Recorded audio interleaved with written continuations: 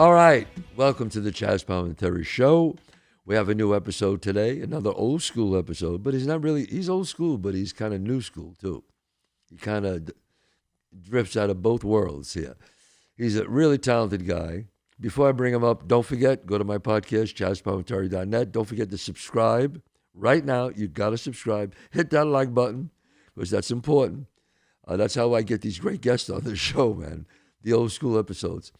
We have a guy, I'm actually working for the guy. You believe this? 30 years ago, I put him in a movie, Bronx Tale. And now he's the writer, director, star in a series called Gravesend. Here he is, Willem DeMeo. Will.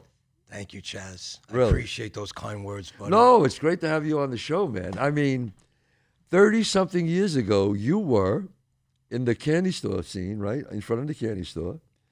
You and Peter Absolutely. Rodeo, right? Yes. And my friend Lenny, who was a friend of mine from Brooklyn, who got the other part. Is Lenny still around? Yes, he is. He's Oh, still, God bless. Yeah, That's good. Thank God. Yeah. Yeah, that's good. But who would think that, I don't know, 30 years later, I'm working for you now? I mean, this is crazy, man.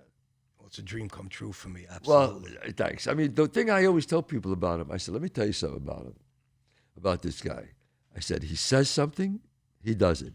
You've been telling me for 2 years I want you on the show. And I said, Will, it's okay, because I know, you're on a certain budget, and I get it. I totally understand that. And I get what I get. And you can say, no, I'm going to work it out. You're going to be on. And I said, my agent called me. He said, yeah, Willem said he's good. I said, look, don't pressure the guy. It's fine. I like the kid. It's probably not going to happen. And one day my agent calls. He goes, Willem DeMeo called and said, the money's in escrow. It's there.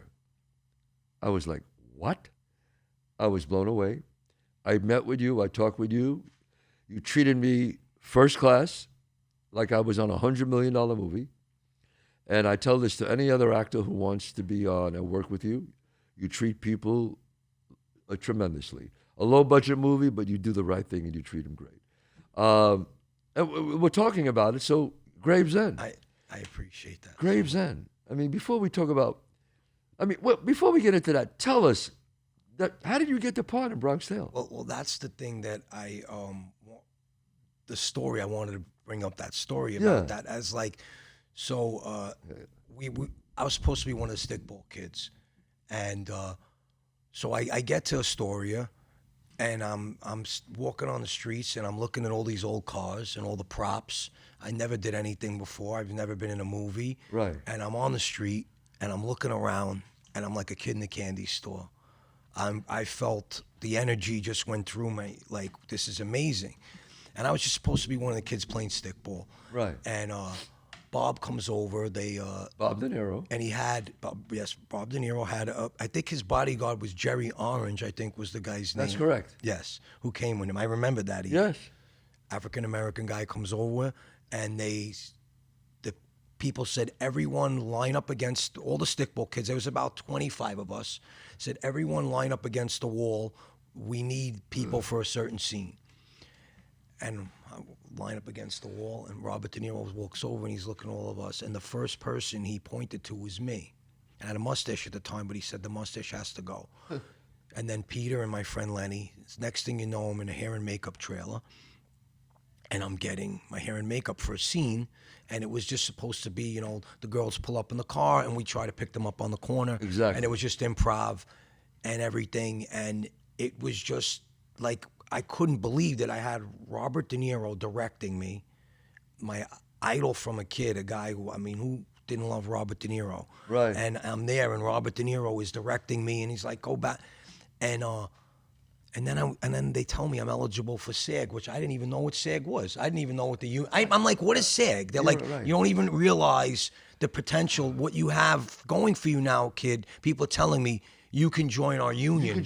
You can't get in the union unless you have a job. You can't audition for a job unless you're in the union. Yeah.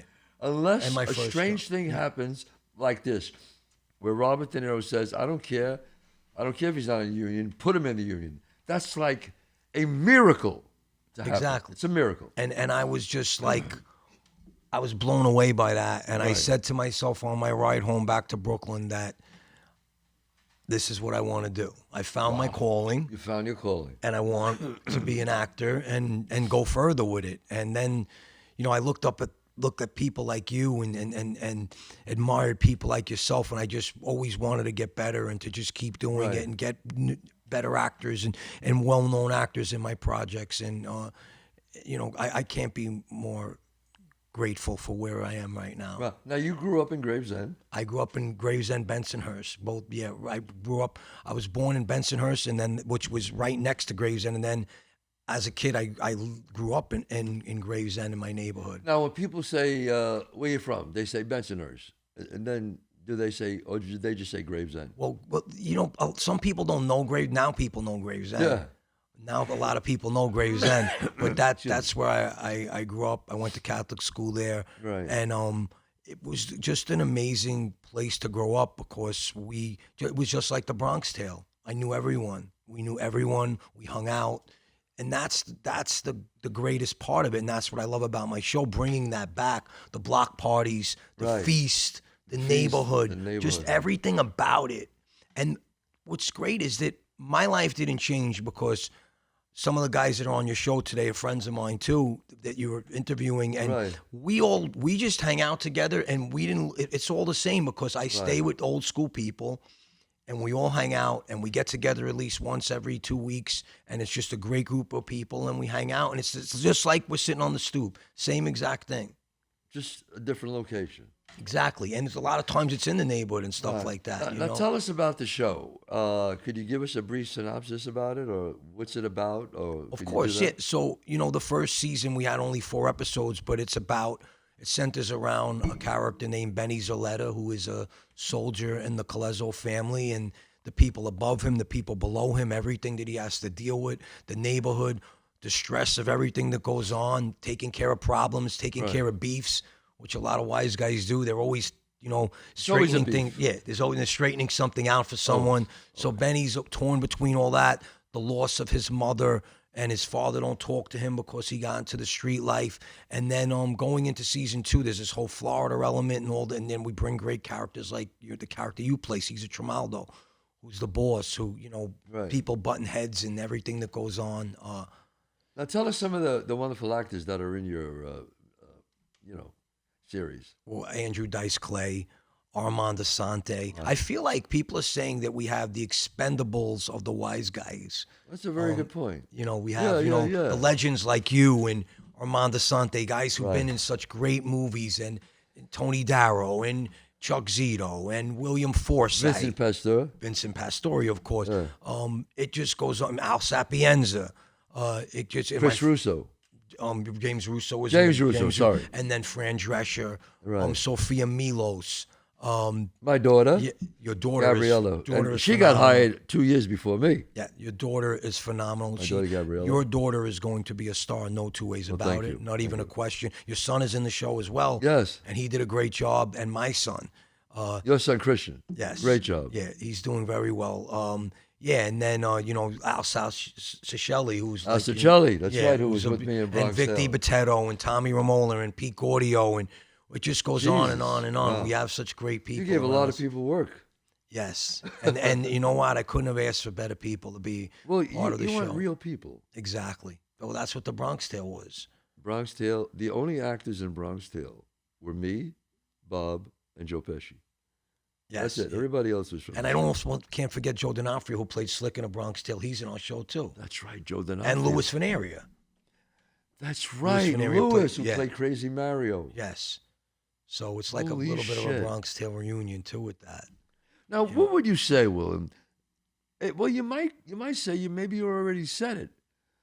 You probably already said it, but what was your defining moment in your life? Like, some people have 2 or 3 defining moments. But what was the defining moment and you said, okay, this changed things? Was it the first time you worked at Bronx Tale? Well, that got me started. Right. But then there was a few different things that always stuck out with me. And one was Boss of Bosses. We did that together. Yes, when I played young Carlo Gambino.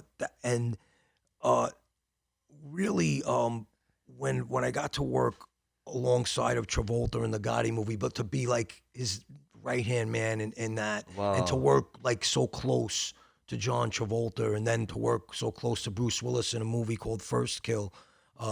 And then, my films, like my boxing movie back in the day when we hired Alec Baldwin, like that elevated like my cast list to get Alec Baldwin in my movie. Sure, Alex. So, because I remember when I first started this, and I would get on the phone, I would try to reach a Chazz Palminteri and try to get him in one of my projects, or Harvey Keitel, and I'd call their agents. They would hang up on. I wouldn't even get.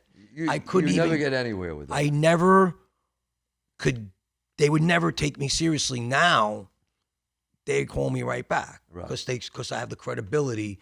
Yes. And I'm hiring people like you, and the show has credibility, and to have the show repped by like the CAA people, Right. and just, I knew I had something special when I had CAA working with me on my show, and I knew that when I got in the door to go into CAA, I knew right then that I had something special with Graves. Well, yeah, I mean, CAA, because they don't I'm take not meetings. sitting with the number one television agents. No question. So I knew Right. that I was really playing ball.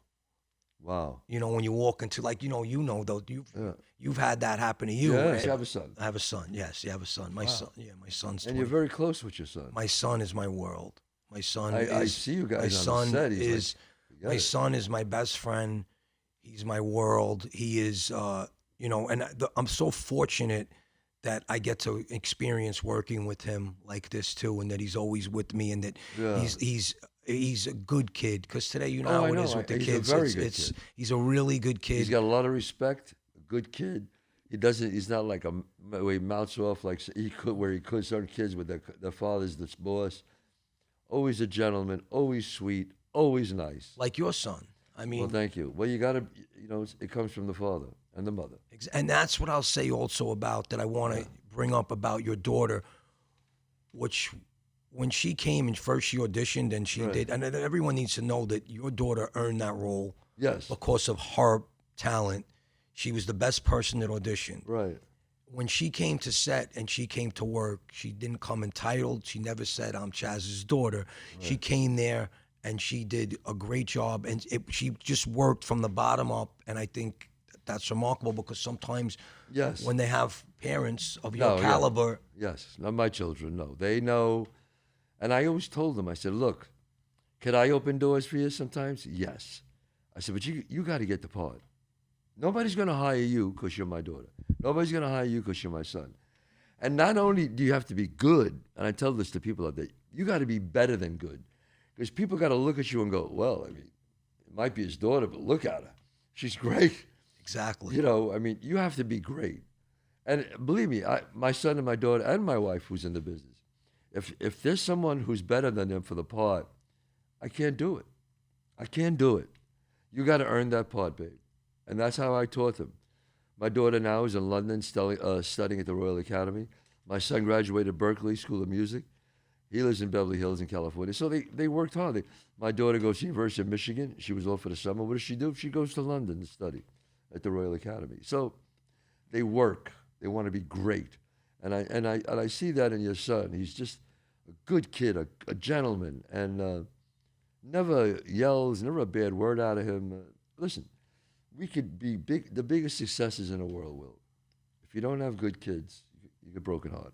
Absolutely. And I've seen it happen to people, good friends of mine too, and it's killed them. We know some of the people that have lost kids to terrible things, and great people too. Drugs, to this, to that, to getting whacked or hurt. I mean, were you ever tempted to get into the life, or you just said, no, this is not something I want to do? Well, the thing is that in my neighborhood, growing up in my neighborhood, I remember when I would walk, I'm from Avenue U, and Avenue U is a place where there are so many people. The street was so heavy in the neighborhood. Was Avenue U the big wise guy Avenue? Well, there's a lot of them near me, but Avenue U was just like there was a crew, there was a club called the Mother Cabrini where like all 5 families, top guys would sit there all the time. And I remember as a kid, I would ride my bicycle up and down, and I'd see on every block, every single block all the way up was 2 social clubs on every social block. club, right. Every block. Every block with the windows painted. Yeah, and it's just funny how, like, you're a kid and you drive by, Right. you're on your bike and you see these guys with the big pinky rings and they're outside and they're bigger than life. So Right. of course you look up to that because you see these people that are bigger than life. But Right. but then when you see like everything that's involved with it and everything What like happens that, to them, yeah, right, right. it's not something that I ever wanted to. But I have a lot of respect for guys like that because like I know guys like that just from being in the neighborhood. Some of my closest friends were people I grew up with that went into that life. They were just the kids I played baseball with became made guys. Right. These are kids I went to school with. Wow. They were just friends, just friends that I grew up with. God bless you. Yeah. And I also kids I grew up with became cops. That's the neighborhood is really basically mostly a blue collar type of neighborhood. Blue collar. Either you're a cop, you're a wise guy. Yeah. So Garbage man, something, sanitation, post office. So a lot of sanitation guys and the cops and even the street guys got along with the cops. Right. They had a mutual respect for each other. They didn't bother each other. You know what I'm saying? They didn't, and just the neighborhood was just filled with that. That was the neighborhood. But Yeah. But you know something, Will? You brought up an interesting point. Like, I had a close friend that I grew up with. He played basketball together. He was a great guy, nice guy. And as the years went on, obviously we lost touch because he was in the life and I was doing what I was doing. And then 1994, I'll tell you this quick story. I get nominated for an Academy Award, and I go back to the neighborhood. I see all my friends, and I see him. Now, I found out before I saw him, I heard he got made. Okay, he's a boss now, and he's away, but he's away. okay. But a big boss, legitimate boss. And so I saw him. At that time, he just got made. So we all sat around talking, and I happened to say to him, just like we're talking now, I said, I want to say his name. I said, come on, what the fuck do you know? Just like, we always talk like that to each other. And I could feel the tension with everybody. And I was like, what the fuck? And he just said, Chazz, can I talk to this guy? I said, what's the matter? He goes, they give it a walk, the elbow walk. Yeah. So I walked to the side with him, and he said, you heard about me, right? What happened? I said, what? They never say it. Yeah, of course. What happened, with me now, the thing, and I go, and then I realized that, oh shit, I forgot that he got made recently, about a week ago. I said, yes, congratulations. And I hugged him. I said, listen, that's great. I know that's what you wanted. Yada, yada, yada. He goes, he says, just do me a favor. He goes, you can't talk like that to me in front of people. No. Even though he was like boy like that, it's a different thing in front of people. Like because exactly. A close friend. You say that to me, but I was like, you're right. Because it's a different. I respected him. I said, you're absolutely right, because I knew the fucking rules, and I was wrong, but I didn't know, and he knew that. So he said, yeah, I know. I figured that. I love you. I said, I love you too, but it was different. No, of course. Well, to give you some scenarios, like even some friends of mine that wanted at one point I gave like all these movies I made through the years. Sometimes I give my friends a one-liner or two-liners. They get a couple little parts. So some friends that I grew up with in the neighborhood, I gave them little parts and stuff like that. And a few of those guys were, before they got that, were in my movies. And then after they get it, they can't be in the movies anymore. So that happened a few times too. Some other guys that I ran into down the line, I said, maybe you want to be in it. No, can't do it now. You know what I'm saying? So I've had that happen too. Why they can't do it now? Why is because that? they're straightened out. They got made, so now they don't. Now they can't do it. Wow. Yeah, few guys, friends of mine, just neighborhood guys, like a Bronx Tale. Yeah. You want to hire guys that if can get it. And No, you're right. But see, people don't understand. They go, this guy's made, that guy's made. Now, I'm not saying it's never happened, Will, but anybody who's really made is not in a movie. I mean, really made. I don't know. There's a couple of guys that I met and analyzed this. I heard this guy was made. I said, I'm sorry. If you're really made, you don't go in a fucking movie. What do you think about that? the people from my neighborhood and just people in general that I know just from just being around that are in that life don't have social media. Right. Some of them don't even have phones. Right. I know some guys who literally don't even have a phone. Right. They don't have no social media. They will never be on TV. So there's a lot of real guys that would never do that. Never do so that. I, Never, to be honest ever. with you, sometimes guys try to play that card That they on made. movie sets that they're and Exactly. because they look the part. And they want are people the to part. go, oh, he's a made guy. We got to put him in. But the the movie." difference, Bullshit. but the difference is they look the part and they can act the part in front of people in the movies, but they can't act the part in front of the real guys because the real guys know. So that's the difference. Wow. I'm saying because a guy that puts a suit on, manicured nails, Yeah. pinky ring on, can walk into a place and be in somewhere or maybe a small town and everyone thinks he's a mobster. Exactly. You put that same guy on Avenue U around real guys, Right. and you know that they know that there's a difference. There's a difference. You know what I'm saying? So many people still think that I was in the mob, and I say I was never in the mob. I never been arrested. I went to college.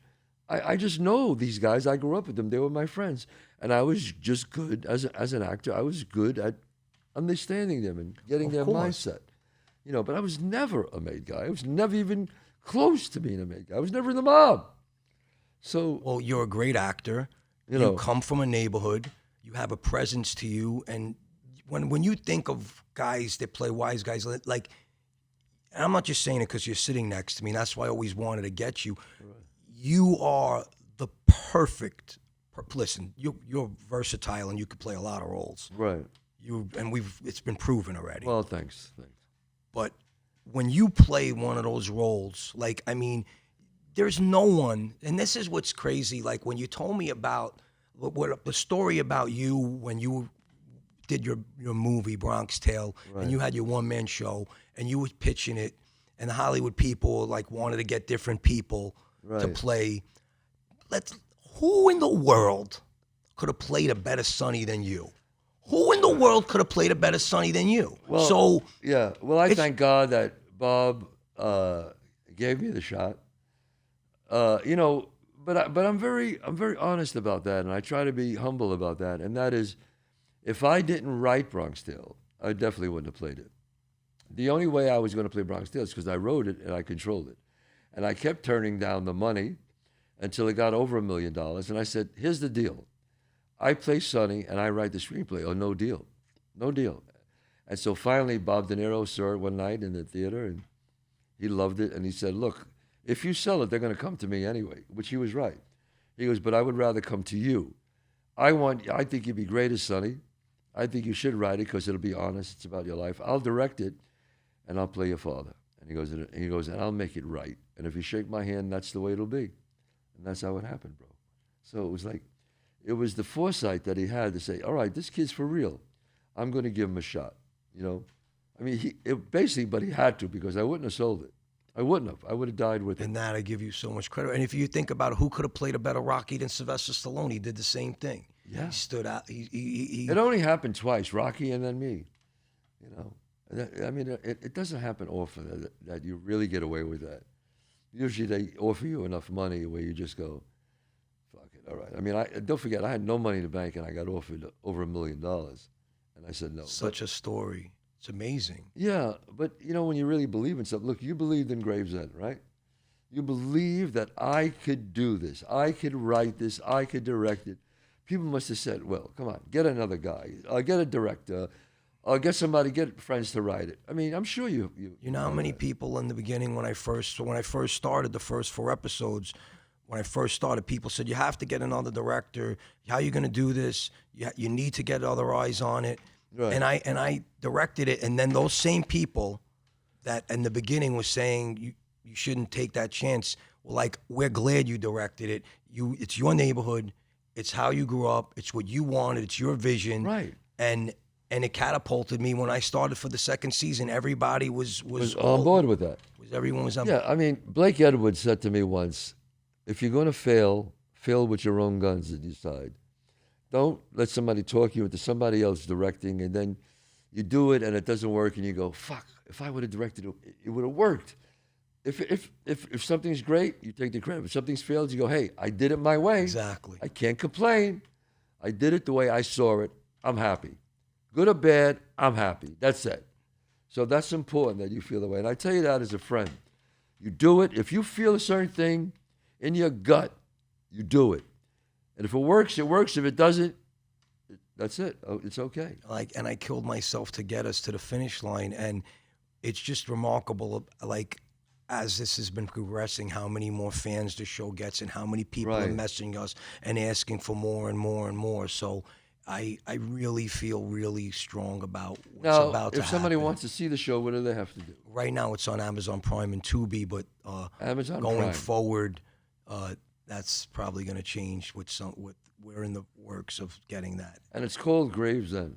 Yeah, originally it was called The Neighborhood, and what happened is another show came out called The Neighborhood while I was in the process of getting it made. So then I thought about it and I said, the neighborhood where a lot of these guys like Carlo Gambino lived 5 blocks from me, in Gravesend, and Tommy Karate and a lot of different guys come from Gravesend.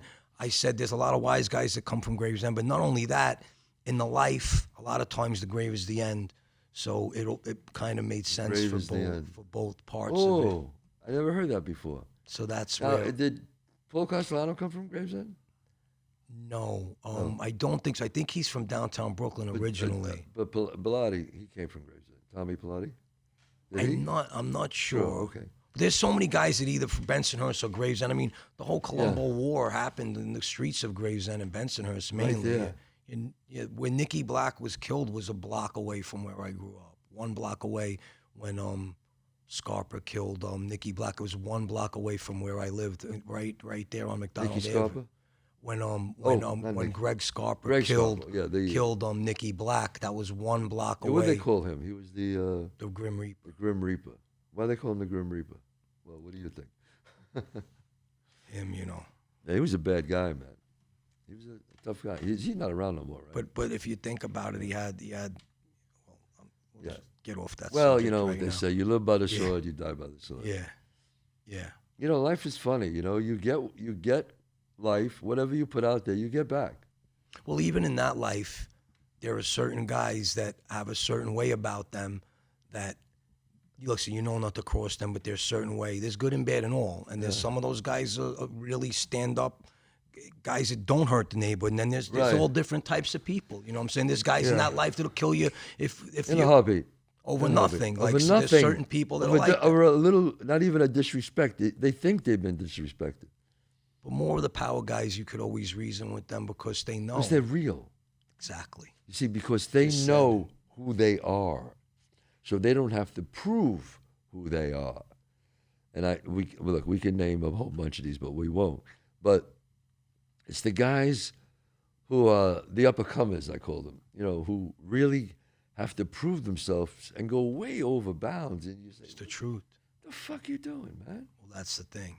They think, I want to prove myself. You don't prove yourself like that. Because the basic thing of a boss is you got to have pair of balls, but you got to be smart. Any wise guy who wasn't smart fucked it up. Any boss who wasn't smart fucked it up. You don't talk on the phone. Look, the Chin, we used to go, you couldn't even say his name. When he was alive, we used to go like that. Point to his chin. The Chin, the reason why he lasted so long is he didn't own a phone, never spoke to anyone outside his few people. So they couldn't get him. I mean, the way they catch everybody is the phone. The tape. That's how they get everybody. Always. But he would never, he was old school, man. Old school. No phone, no nothing. Just whispered. And he was something else. But let's not get into him. And, but yeah, I know what you're saying, but it's really amazing. But I like the movie, I like the series, Will, because you do it not like a cartoon. You do it real. You don't do it like you were born in Orange County and you're doing some bullshit. You're retreading lines from The Godfather. What you do is you hire great people and you let them bring their personalities and self into the role. Yeah. Well, when you do this, as you know better than anyone, look, there's going to be similarities to anything. You can't do something without similarities. Of course. But you try to give it your own look at it in your own way. And people are. Listen, it's always going to sell because listen, I mean, everyone Right. loved The Sopranos every Sunday. That was Sopranos was a great series. Let's be yeah, honest. A and great everyone series. wanted to see it Right. every week. And I just felt like that where I grew up in the neighborhood that I come from, that there was so many stories to continually tell, and not just only about the street, just about the neighborhood and what it was like and everything about it. Well, that's and great just the because time. we talk about that these neighborhoods are dying off now. And maybe 10, 20 years from now, they won't be here anymore. So it's great that you are filming this and putting it in a time capsule so people could see it forever. I mean, that's a pretty big responsibility, Will. Well, it's hard because to do a period piece today, you know what I'm saying, when Period everything's piece. changed. And you do it great. know? You really do. Well, I appreciate it's that. a pleasure to work for you on Gravesend. You're a gentleman. You're an extremely talented young man. And I say young man because you are. I And appreciate it so much. it's great to see you from, I don't know, almost 30 years ago when Bob and I cast you as the young boy. And now here you are. So that goes to show you, folks, all you got to do is have guts, keep on going, move forward. Here's a guy, a classic guy from Gravesend, Brooklyn, Bensonhurst, who just said, this is what I want to do. I want to be an actor. I don't care how long it takes. And now he's got a big series, writes, directs, stars in it, produces it. What can I say? I mean, Willem DeMeo, it's a pleasure to have you on the show. I appreciate it. And one other thing I just wanted to Sure. check is that when I got the role and analyzed this, and I played the character Al Pacino and analyzed that, the second one. Oh, that's right. Yes. Just even that, to think that Mr. DeNiro, Bob, he gave me the shot. You and Bob gave me the shot. And then I'm working across from him. That was just another point in my life. And then the thing with Travolta, too. I'm a kid, and I'm the biggest Saturday Night Fever fan Oh, from that's Brooklyn. right. That was your time. Saturday Night Fever was like growing up in Brooklyn, and Welcome Back, Kotter, and John Travolta was bigger. And then to work across from him, and then to bring him back to my neighborhood Wow. in front of 10,000 people, and bring him back to the Lenny's Pizza in front of so many people. I mean, Wow. I couldn't ask for more. Right. I have to ask you, because I always ask old school guys. In Brooklyn, where's the best pizza you like to go? In Brooklyn. I'm a Spumoni Gardens L&B guy. Pomona Gardens. L&B, Very that's good. my Great. name. That's right near my house, and they're the best people to me too. I love them. So Right. And the there's a lot of great places. There's a lot of great places, but if you had to go one place, that's where you would go. I go, yeah, for But the- there's the Sicilian- Ferraris, the is good. Farrers, The Farrers. Lenny's Pizza, Yeah. Pizza Wagon. How about- There's Lucali's, Lucali's is great. Lucali's. I mean, come on, my You friend know what? Mark. That was unfair. I that's the shouldn't have said brick- that because there's so many great places there. There's so many great How about places. just an Italian restaurant like pasta or anything? Well, I love Michael's. I love Michael's Michael's. is great. Michael's, where Michael's, we shot. where we shot. I Yeah. love Michael's. I've been to Michael's Michael's. is amazing, and also the restaurant in Spumoni Gardens is really good too. It's good. I ate there. Yeah, it was great. It's really good. Yeah, I walked in today. It was Ponte pretty, Vecchio and my friend owns Ponte Vecchio and you used to go there to Ario's, I think, right? That's You right, said that- Ario's. Reno, yeah, not Reno. Ponte Vecchio, yeah. Oh my God, Reno, how are you? I haven't seen you in years. I I know he's love great, Reno. and you, I remember years ago you used to go to Pazzo. You used to come to Bay Ridge a lot. Pazzo, I love Pazzo. Back in the Because day. my friends used to go to 1-on-1. Remember 1-on-1? Yeah, and I remember people telling me Chazz was here. Yeah, Everyone I used would to be go there. I would go visit my friend Steven, who lived there, and he'd go, oh, come on, let's go to 1-on-1 and eat. And we would go eat. And it was great. And I love that in Cross Street there was a club across. You know, you don't remember. I'm older than you. But I went to the Penthouse. That was before Pastels. That was before Pastels. Then it became Pastels. Yes. Pastels was great. Pastels was off a the great charts. place. Yeah, the most beautiful Italian girls in the world. The I remember that. Pastels was of something else. Was yeah. something else. Always a beef, but there's There always was always a something. fight. You can never. There was 3 fights a night. 3 fights a there, but night. Yeah. The testosterone level was high in Brooklyn. Too high, You know what man. I'm Too- saying? in Even Brooklyn. in the Bronx too. I mean, it was the same. Absolutely. You know, these neighborhoods, Morris Park, and these neighborhoods. Constant. I mean, just There's the always way- a beef over a girl, over something. Yeah. But it was fun. It was a fun growing up. It's been great having you, Will. Thank Seriously. you so much. You're the best. It's really a Chazz. pleasure. I appreciate it. Gravesend, check it out, folks. Willem DeMeo created it, stars in it, wrote it. It's really terrific and great actors. Again, go to my website, chazzpalminteri.net. You can see my one-man show where I'm going to be starting September. October 1st, I'm going to be on Broadway for one night only. But in September, I am all over the place. I am at the Richfield Playhouse. I'm in Pittsburgh at the Byram Theater. just check out the website. Again, if you want some merchandise or you want to shout out to someone who's real special to you, jazzpalminteri.net. God bless you all and see you next week.